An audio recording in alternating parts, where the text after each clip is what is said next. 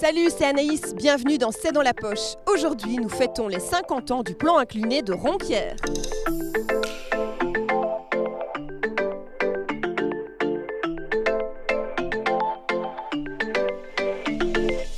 Bienvenue à bord, je suis Christian, le capitaine du Scaldis pour aujourd'hui.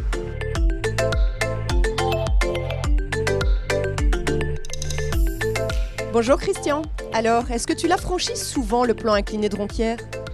Oui, je faisais ça une quinzaine de fois par an quand j'étais batelier, c'était mon ancien métier, donc bateau de commerce. Aujourd'hui, nous fêtons les 50 ans du plan incliné de Ronquières, mais j'ai entendu dire que ce n'était pas le seul anniversaire.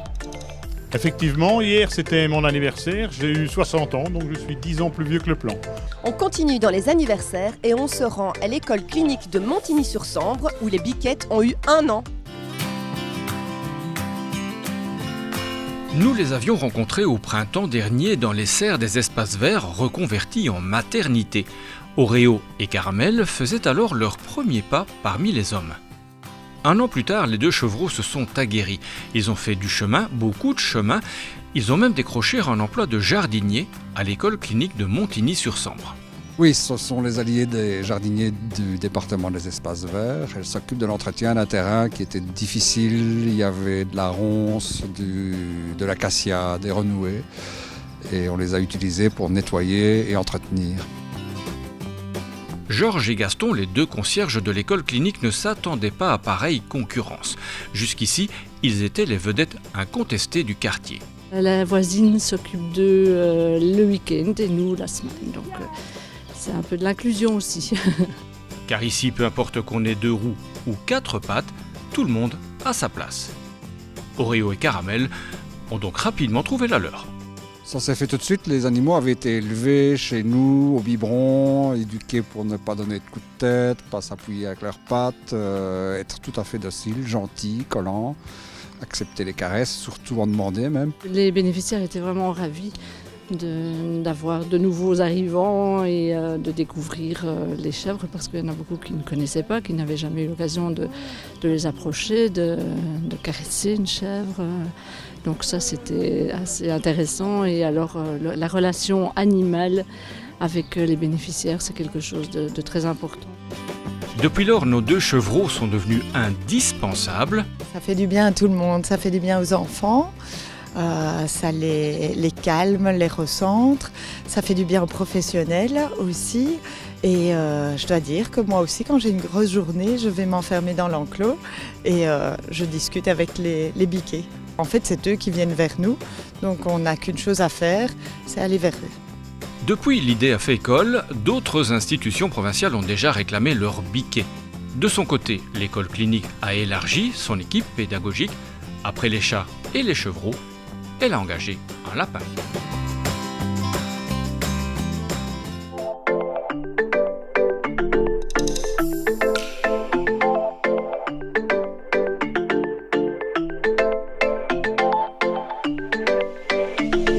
On continue notre ascension sur le plan incliné de Ronquières, lentement mais sûrement, et en attendant, direction l'Athénée provincial de Morlanoué, où l'on va découvrir le 3e épisode de notre série L'artiste à la classe.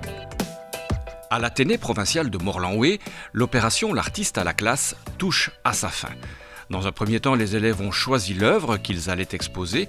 Ils lui ont aménagé une place bien en vue, juste à côté du tableau. Et aujourd'hui, c'est la dernière séance. L'artiste Jean-Marie Mailleux est venu rejoindre son œuvre en classe. Je trouve ça magnifique parce que elle sort de la sacralisation et elle vient au regard des adolescents et qui se posent la question à savoir qui est-ce qui a pu faire ça, qu'est-ce qu'il a voulu dire, qu'est-ce qu'il a voulu expliquer. Mais c'est une œuvre qui est exposée d'une façon naturelle, sans embâge, sans éclairage.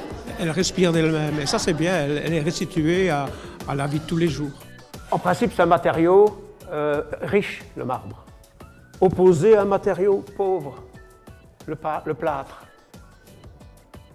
Et pris en sandwich, des agendas, des livres, la mémoire. Mais elle est coincée, la mémoire. Les livres ne s'ouvrent plus. Les livres sont devenus muets. Je les ai collés. Et de temps en temps, je mets des repères. Je dis, tiens, cette page-là, il y avait peut-être une phrase qui m'intéresse, une imagerie qui m'intéresse.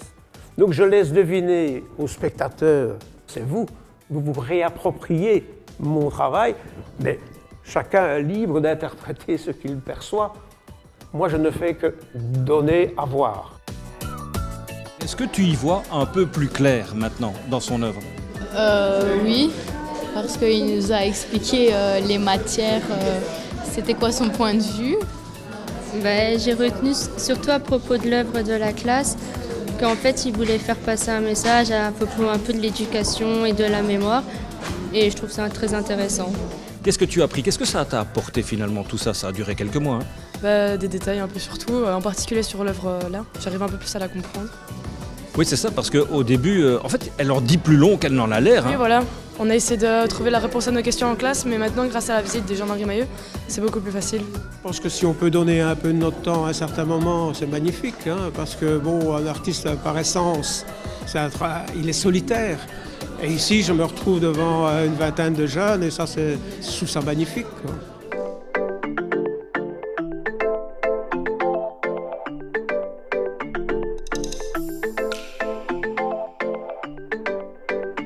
On a fini notre translation, mais la visite, elle ne fait que commencer et c'est par là.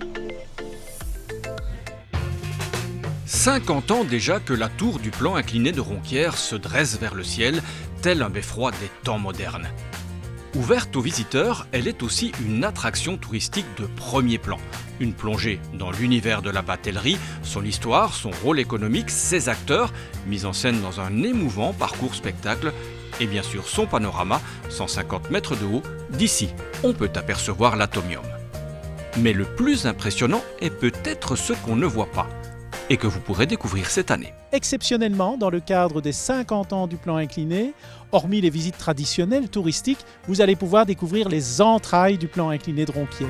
Et on commence la visite par une petite expérience sonore. Vous entendez l'écho dans cette salle? Eh bien, chronomètre en main, le son reste dans la salle durant 13 secondes. Cette salle de 35 mètres, eh bien, c'est une des salles que l'on trouve dans la tour du plan incliné. La tour n'a aucune fonction technique, c'est vraiment pour le prestige. À l'époque, on avait construit cette tour totalement en béton, construite en 34 jours seulement par le principe des coffrages glissants. Bonjour, c'est Affinité 3 au-dessus, là, on va démarrer. Bienvenue dans la salle de contrôle. D'ici, on commande toute la machinerie du plan incliné.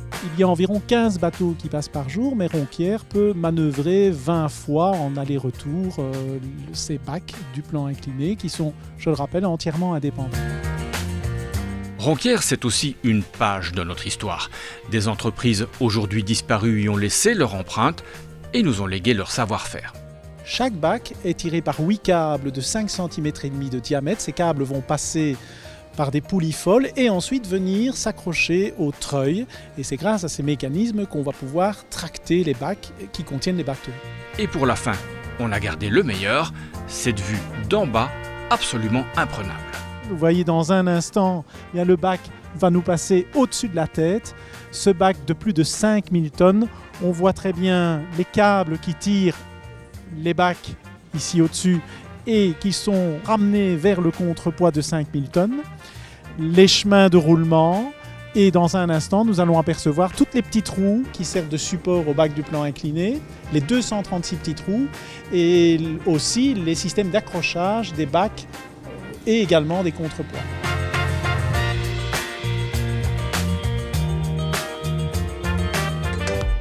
C'est dans la poche, c'est terminé, mais on se retrouve la semaine prochaine et sur nos réseaux sociaux. Ciao!